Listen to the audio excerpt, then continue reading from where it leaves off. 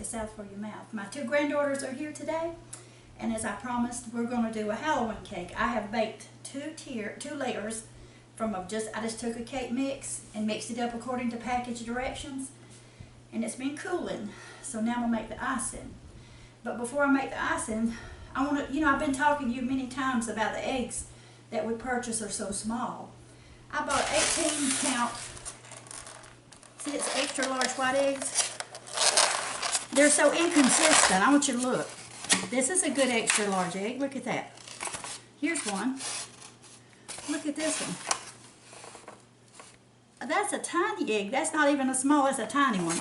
Some of these are very small. Look at this one. So if you're using extra large eggs, make sure you use the ones that are larger in your recipe so that the consistency will be real good. Okay, now I'm going to mix up the icing.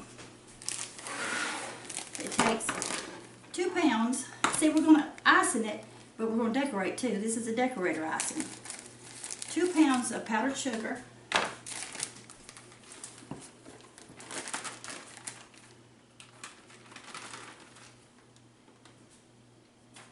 And we're going to use 2 cups of Crisco. This is a double recipe because we're decorating. Now, if you're just doing a cake, you only do half this amount. You would do half that bag or 1 pound of powdered sugar and one of these. This is a Crisco stick, which is a cup. But we're going to decorate, so we've got to do 2 of them. It takes double when you're going to need enough to decorate with.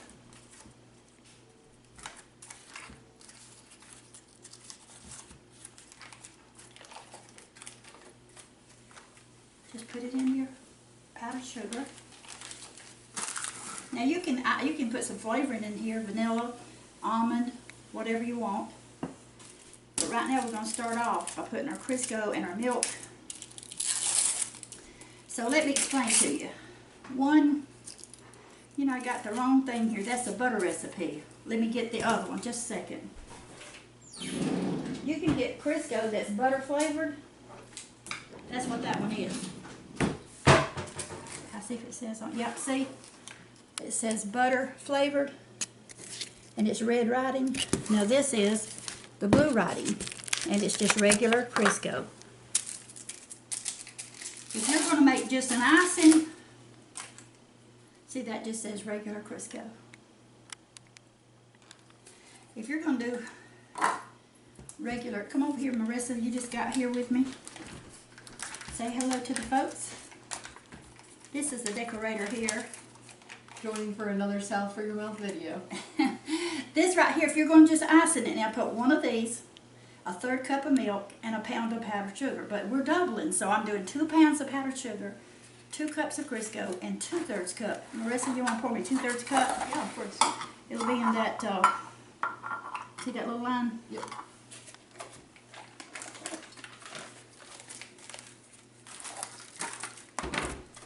Pour it in there. Now I know regular bakers will not tell you to do it the way I'm doing it, but I've learned, rather than getting it all over myself, I take this, get it started, then I put it on the mixer. So I don't have to wear it. Avery, you want to get the inside? Come over here. So you see I'm just trying to get the dry mixed with the wet, and then we'll cream that shortening in. Marissa, decide if you want vanilla or almond or what kind of flavoring you want in it. I'm thinking vanilla. Alright. Oh, look at there. See, I done got it on me. Look, see, it's just a paste. I just got it mixed. And we're going to put it into the mixer machine here and get it blended.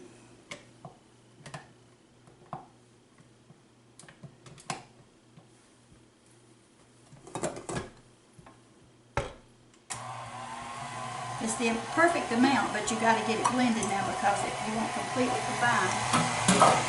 You're supposed to put 2 teaspoons of vanilla. Well, that's almost 2 teaspoons, so I'm just going to pour all that in there.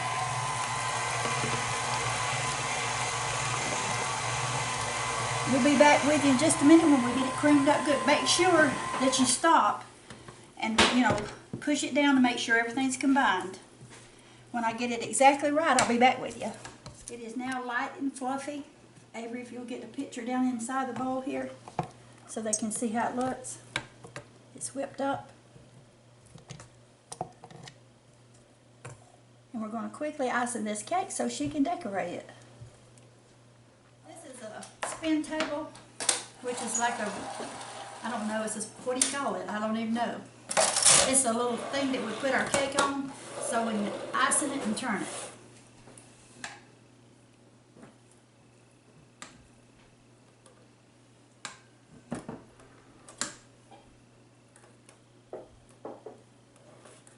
See how it goes around, and when you turn it around, it just helps so much to put it just right. If you need more, just get a little more.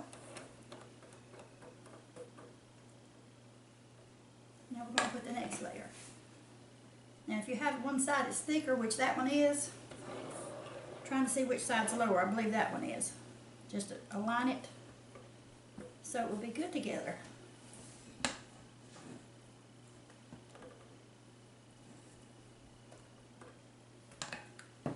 And come down on the side, put our icing.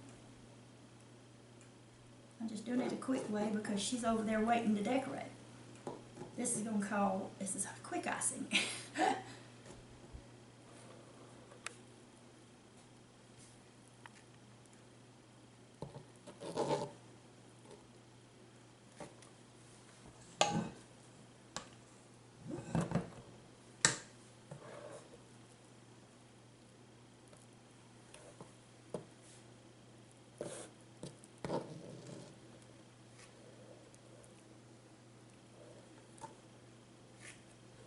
What colors are you going to use, Mimi, on this?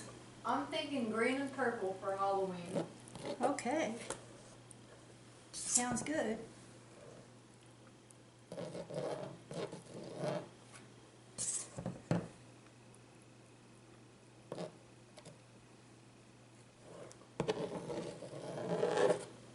One more little bit, then we'll smooth it out.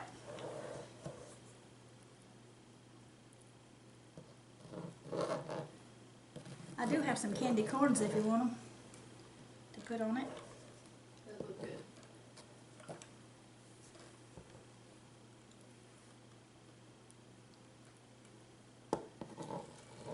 When we get through with this, I'll clean where my knife has touched. That's Mimi over there ready to go, and so I finished icing the cake, and I'm just taking my cloth here, my dishcloth, and cleaning up the side, and we'll be right back with you. So we are preparing to decorate the cake. We got 3 bowls to separate the icing into.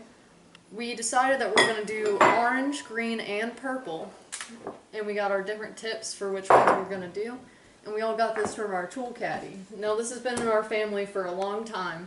Anytime we're decorating anything, we go right to that box. It's got all of our pipings, our colors, our bags. Let me get it out so you can see underneath there all kind of things. All of our decorating stuff. This is our bags right here. I'm going to show you in a minute how to do that. But in the meantime, that's the tips she's going to use. Pick up one of those tips and let them see your tip.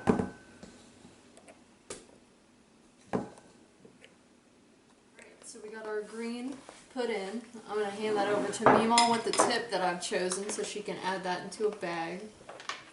And then we're going to start on our other colors. And this is our bags here. I'm pulling off 3 bags. And these are, if you want to purchase them, Wilton makes them. And I think I got 100 in a group of them. Cut the end off like this. Then turn it, sort of make it go like that and trim it again. And I might have to do it some more. We just have to try it and see. We'll put one of these couplers in here.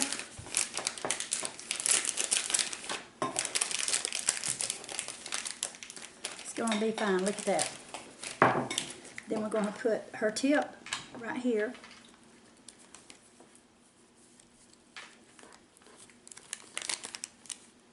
And then I'm going to go ahead and do this bag so you can see how I do it. And then we can later on finish it up and then be back with you. See, just open it up like this so you can put your icing in it. And go all the way down.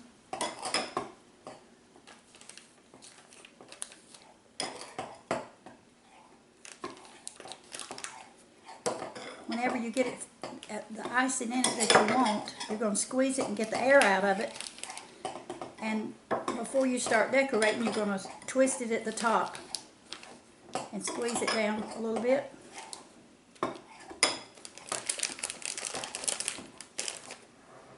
You're just going to start like this, get it going, push this down, and then just squeeze the top, and it's ready to use. See, there's a little air, man. You see it? Might need to get that air out. And see, I just got the purple one done. Ooh, that's pretty. And so how this works is you just take a little bit. That's a gel. Yep. Coloring. You just take a little bit and you put it on your knife and you just start swirling away.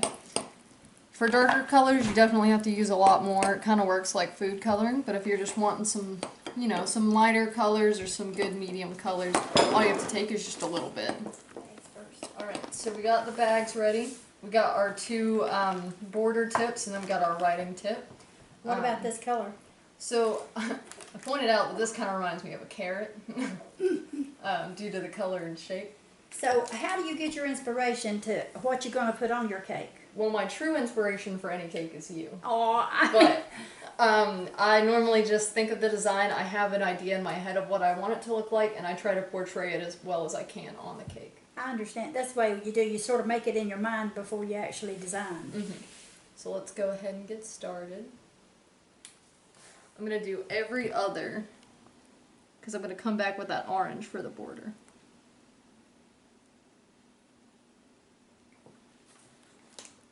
You never want to squeeze too hard or it'll come up out the top. You have it twisted though, so that'll help. Yeah. Make sure you twist your bag up at the top.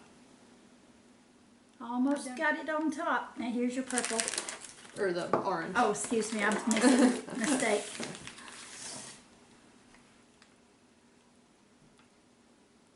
I'm going to do slightly bigger ones. Kind of wanted the orange to almost look like pumpkins in between. Maybe not exactly, but just a little bit. Pretty. Show them how the turntable helps you so much too. Yeah, so we put it on a turntable so I can constantly be turning the table whenever I am done with one side of the cake.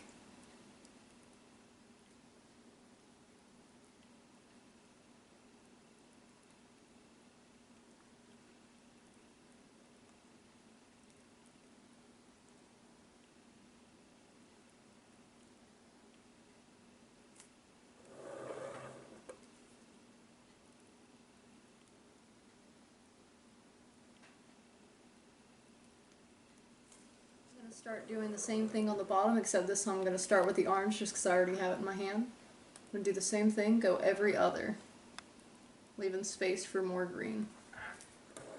Thank you, Mema.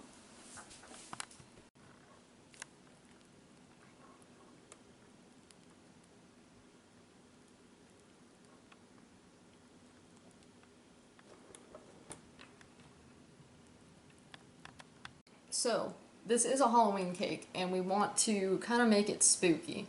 So I was trying to think of what's the best, you know, writing that I could put on top. Well, what's better to celebrate spooky season than writing spooky season? So we're going to start by doing that. And we're going to make it look like it's dripping.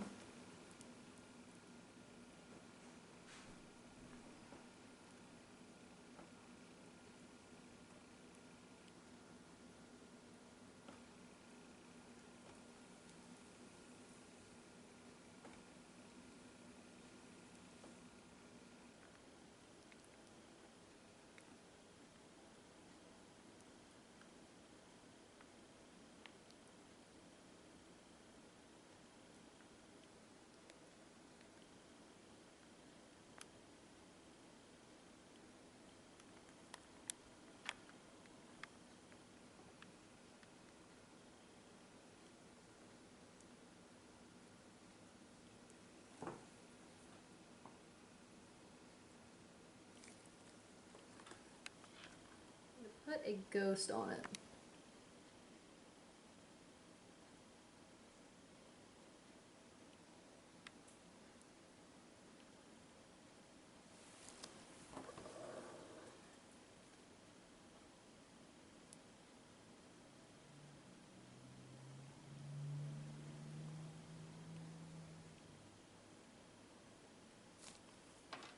Between decorating, you want to make sure you're pushing your icing down, or otherwise it will spill out at the top and it makes a whole mess. Then you twist it. So now she's got the spooky season, and this is Ghost right here. Boo.